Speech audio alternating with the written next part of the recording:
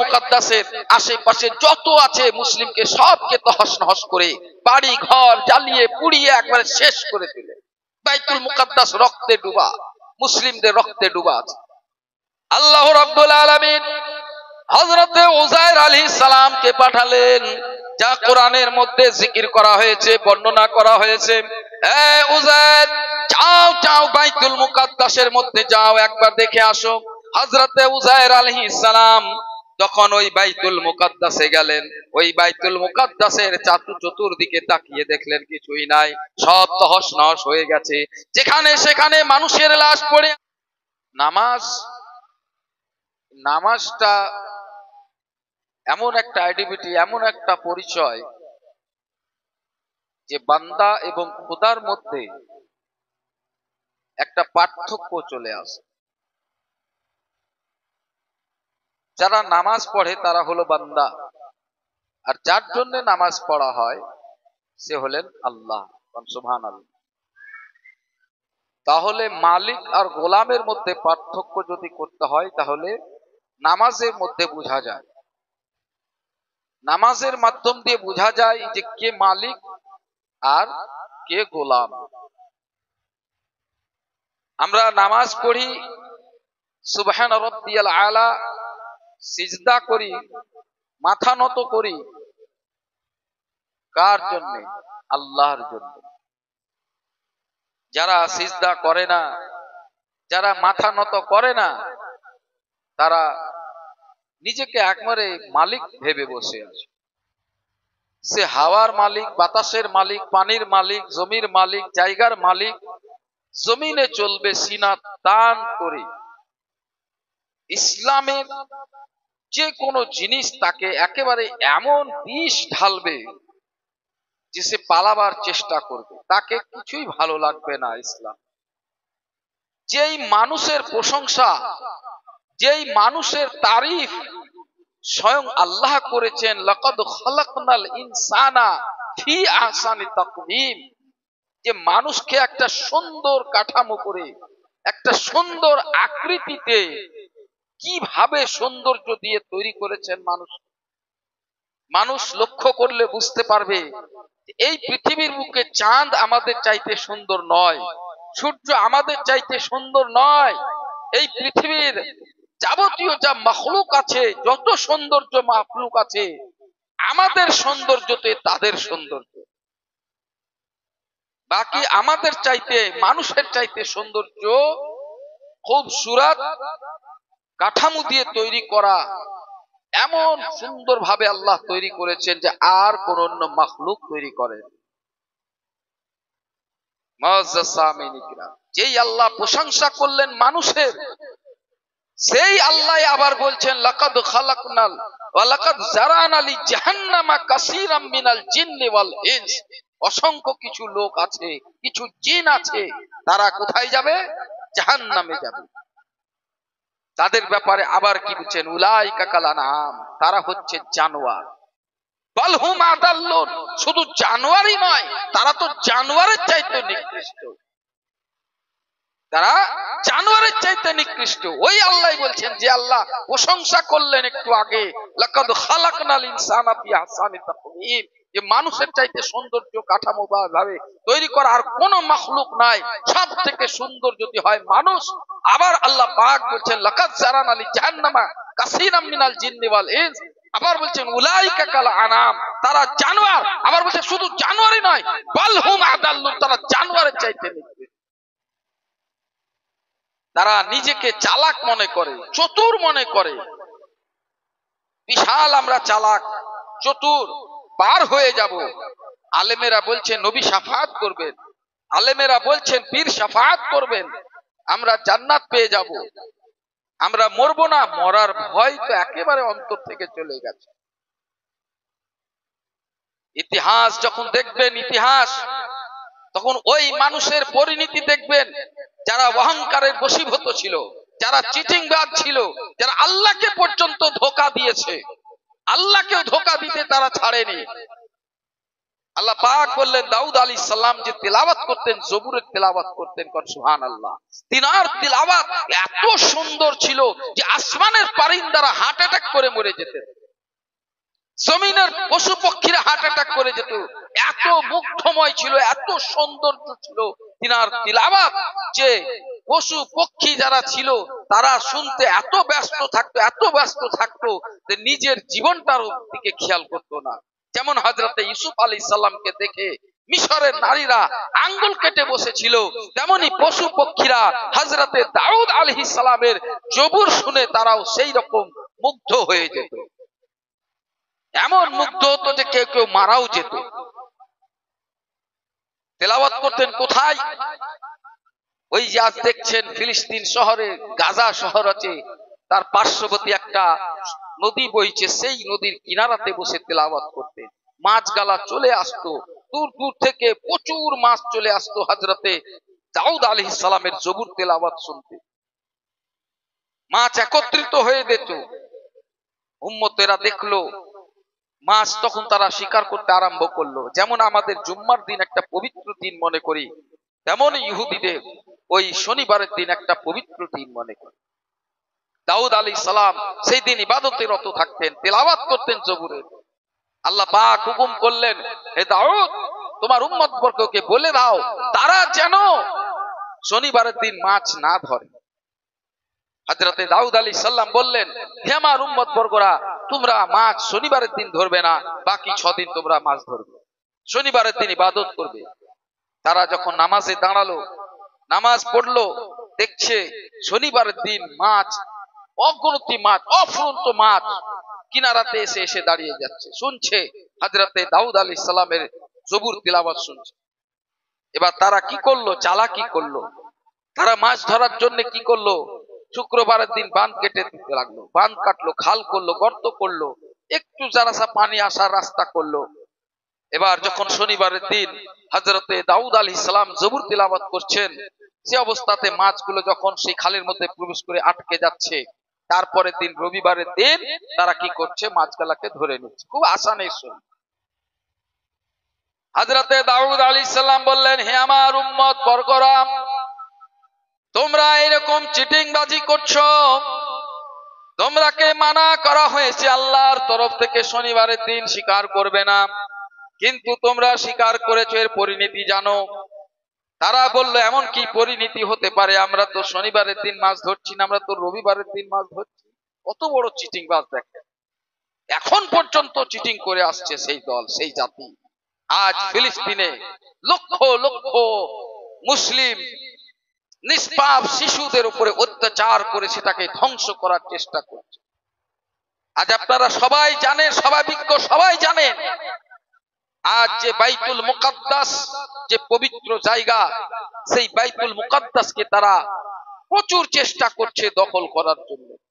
ওই জাতি আজ ৭৬ বছর থেকে তারা প্রচুর চেষ্টা করছে। এর পূর্বেও বখতে নাসার এই একটা বাদশা ছিল। জমিনের বুকে এমন কোন 1 ইঞ্চি জায়গা নয় যেখানকার তার হুকুমত চলেনি। পুরো পৃথিবীর বাদশা আল্লাহ তাকে হুকুমত দান করেছিল, বখতে নাসারকে আর একটা নমরুদকে। এই 2 শয়তানকে আল্লাহ পুরো পৃথিবীর বিশ্বের বাদশা করেছিল। আর 2 জন ছিল ইমানদার, একজন ছিলেন জুলকারনাইন আর একজন ছিলেন হযরতে সুলেমান আলাইহিস সালাম। ইনি 4 জন, তার মধ্যে 2 জন নবী, 2 জন কাফের, এই পুরো পৃথিবীতে রাজ করেছে, বাদশাহী করেছে। মুআজ্জাজ সামিন ইকরাম, ওই বখতে নাসার কি করলো? এই বাইতুল মুকাদ্দাসের উপরে চড়াও করলো, সবকে ধ্বংস করে দিল। আর ইউরোপ, আফ্রিকা কিছু দেশ এক সংগঠন হয়ে খ্রিস্টান, ইহুদি, নাসারা, কাফির, বেদিন, এরা সব একত্রিত হয়ে একটা যুদ্ধে পরিণত হলো, ক্রুশের যুদ্ধ, যাতে 23টা মুসলিম দেশকে তারা ধ্বংস করেছিল। কারা? এই জাতি, যারা আল্লাহকেও ধোঁকা দিয়েছে। যেটা ইতিহাসে আপনি পাবেন, ক্রুশের যুদ্ধ, 23টা মুসলিম দেশকে ধ্বংস করেছিল। বাইতুল মুকাদ্দাস হাঁটু বরাবর রক্ততে, টাকনু বরাবর রক্ততে বাইতুল মুকাদ্দাস ডুবেছিল। কার? ওই মুসলিমের রক্তে। কিসের জন্য?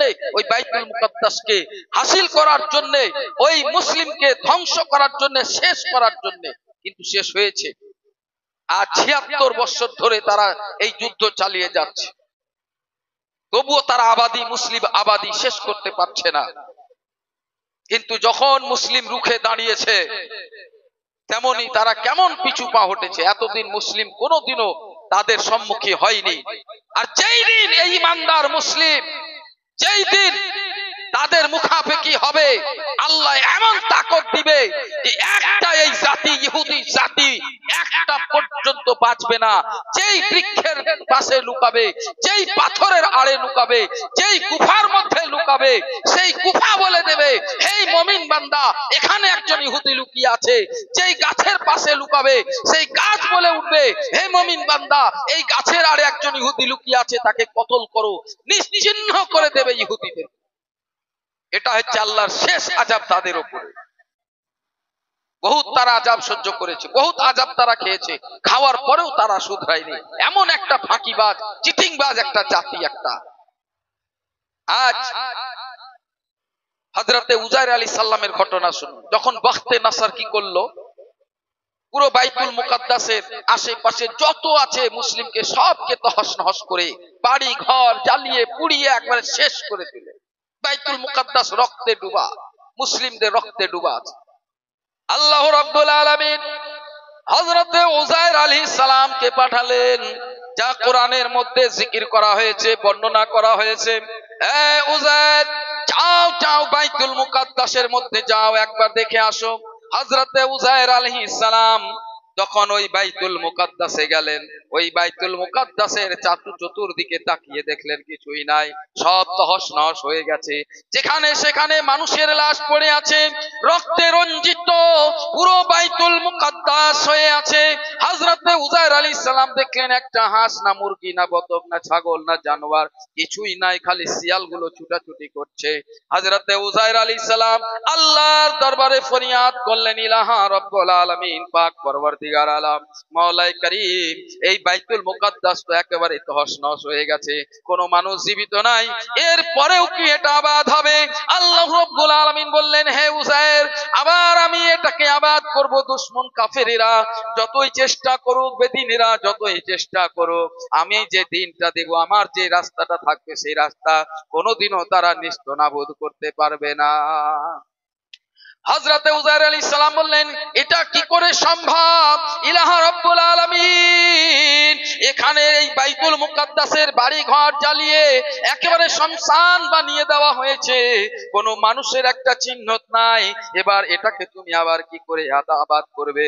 হযরতে উজাইর আলাইহিস সালাম বাড়ি থেকে এসেছিলেন একটা খেজুর পাত্রে, আঙ্গুরের রস আর খেজুর আর পানি নিয়ে একটা গাধার উপরে সবার হয়ে এসেছিলেন। হযরতে উজাইর আলাইহিস সালাম সকাল বেলায় ওইখানে একটা গাছের নিচে বসে একটু আরাম করার চেষ্টা করলো। আল্লাহ রাব্বুল আলামিন উজাইর আলাইহিস সালামকে বললেন, উজাইর রে, আমি কেমন করে আবাদ করব তোমাকে তোমার চোখে দেখিয়ে দেব।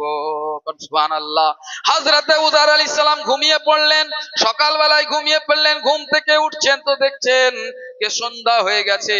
উঠার পরে দেখছেন কি তার গাধা নাই, সেখানে হাড্ডি গুড্ডি পড়ে আছে, আর পিয়ালায় যে আঙ্গুরের রস সেটাও আছে, আঙ্গুরও আছে, খেজুরও আছে।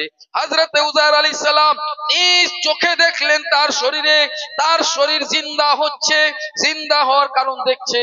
আল্লাহ রাব্বুল আলামিন ওহী করলেন, উজাইর রে, কতদিন ঘুমালি? হযরতে উজাইর আলাইহিস সালাম বললেন, আল্লাহ সকালে ঘুমিয়েছিলাম, সন্ধ্যা হয়ে গেল।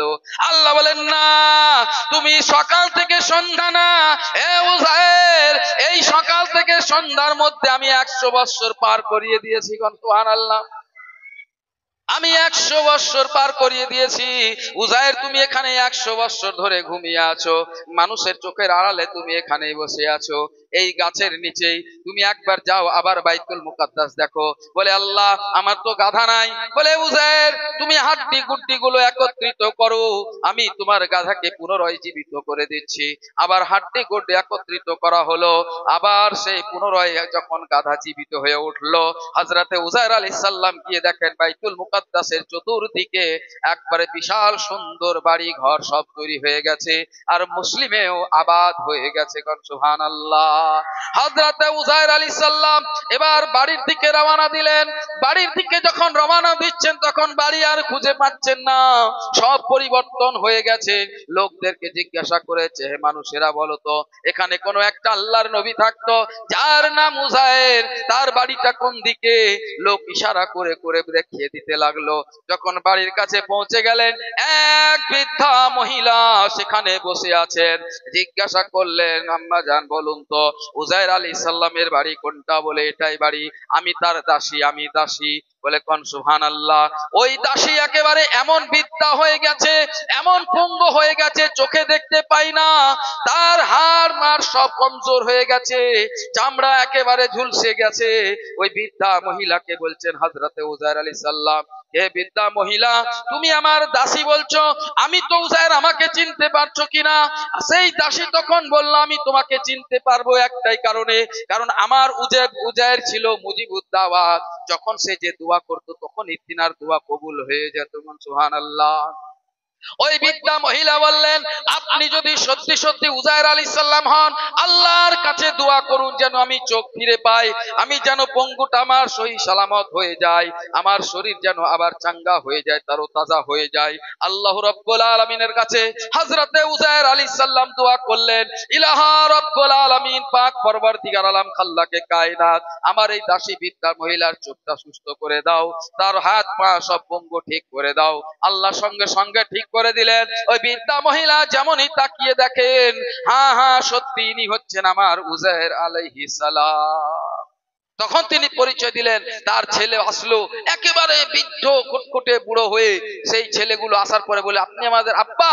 তাহলে আব্বা, তাহলে বলুন, আপনি তো যুবক হয়ে আছেন, ইয়ং হয়ে আছেন, তাহলে এই যে বখতে নসর যখন বাইতুল মুকাদ্দাস ধ্বংস করে, তখন আপনার আব্বা তৌরিতের কোন ওয়ার্ক, তৌরিত কোন মাটিতে পুঁতে রেখেছিল, এখন সেটা কোথায়? আপনি ছাড়া কেউ জানেন না।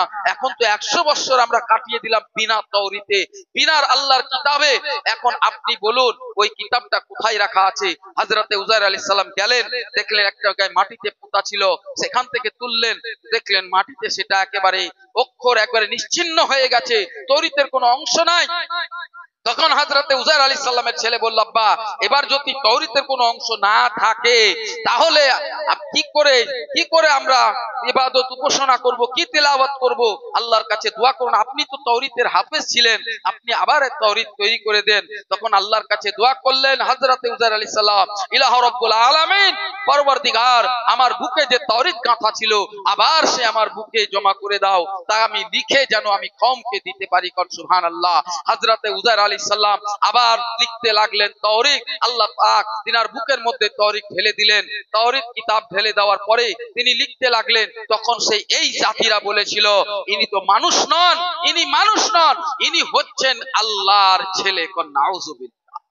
এইখান থেকে হয়ে গেল ওদের সাথে আমাদের মুসলিমের পার্থক্য, ইহুদি আর আমাদের সাথে পার্থক্য হয়ে গেল। জাত একটাই ছিল। খ্রিস্টানেরাও তারা বলল হযরত ঈসা আলাইহিস সালাম আল্লাহর ছেলে, মা মারইয়ামকে আল্লাহর স্ত্রী সাব্যস্ত করলো, ওখানেই পার্থক্য চলে আসলো। কারণ আল্লাহ রাব্বুল আলামিনের ছেলে বলল হযরতে উযাইর আলাইহিস সালামকে, নাউযুবিল্লাহ। ওই জাতিবাদ, ওই ইহুদি জাতিরা যারা কিয়ামত পর্যন্ত তাদের উপরে আল্লাহর লানত করতে থাকবে। আল্লাহ পাক তাওরীতকে, জবুরকে, সমস্ত কিতাবকে রহিত করে আমার নবী মুহাম্মদুর রাসূলুল্লাহ সাল্লাল্লাহু আলাইহি ওয়াসাল্লামকে কোরআন দিলেন, আর বললেন, হে নবী, আপনি এদেরকে বলে দেন, কুল হুয়াল্লাহু আহাদ। সুবহানাল্লাহ। আল্লাহ এক, তার কোনো সন্তান নাই, তার স্ত্রী নাই, তার মা নাই, তার বাপ নাই। আপনি বলে দেন এদেরকে যেন এরা সঠিক রাস্তাতে, মুসলমান ধর্মে যেন সঠিক রাস্তাতে থাকে, তাদের মতো, ইহুদিদের মতো, খ্রিস্টানদের মতো, তাদের মতো যেন পথভ্রষ্ট না হয়ে যায়। কারণ ওই আহলে কিতাব তারা ছিল, কিন্তু তারা পথভ্রষ্ট হয়েছে।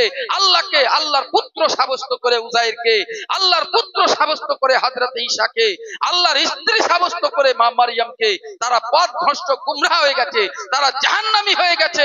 কিয়ামত পর্যন্ত তাদের উপরে আল্লাহর লানাত তাদের উপরে বর্ষিতই থাকবে। তো মুআজ্জাজ সামিন ইকরাম, আমরা সেই জাতির জাতি, যেই জাতিকে এত বড় পৃথিবীর মধ্যে, এত বড় বিশ্বের মধ্যে আল্লাহ একেবারে চয়ন করলেন যে এই জাতি হচ্ছে লা শারিক, এরা শরিক করবে না, এরা ওয়াহদাহু লা শারিকা লা। তো তাই হয়েছে, আমরা তো আল্লাহর শরিক করি না, আল্লাহর কোনো শরিক করি না, কিন্তু গাফলাতিতের মধ্যে আছি। সেই আল্লাহ মহান রব্বুল আলামিনের ইবাদত উপাসনা থেকে আমরা দূরে সরে আছি। এমন ভাব করছি যেন আমরাই এই পৃথিবীর মালিক, আমরাই এই জমির মালিক, আমরাই এই আকাশের মালিক, এই রকম ভাব করে চলছি।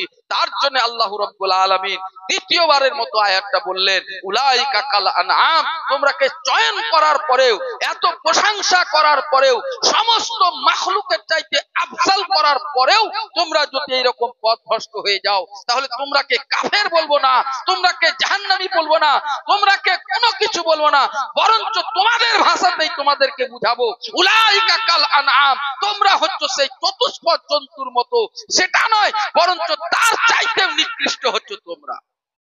আস্তাগফিরুল্লাহ রাব্বি মিন কুল্লি যামবি ওয়া আতুবু ইলাইহি। আল্লাহ পাক যেন আমাদের সকলকে হিদায়াত করেন। ওয়া আখিরু দাওয়ানা আনিল হামদুলিল্লাহি রাব্বিল আলামিন। আসসালামু আলাইকুম ওয়া রাহমাতুল্লাহ।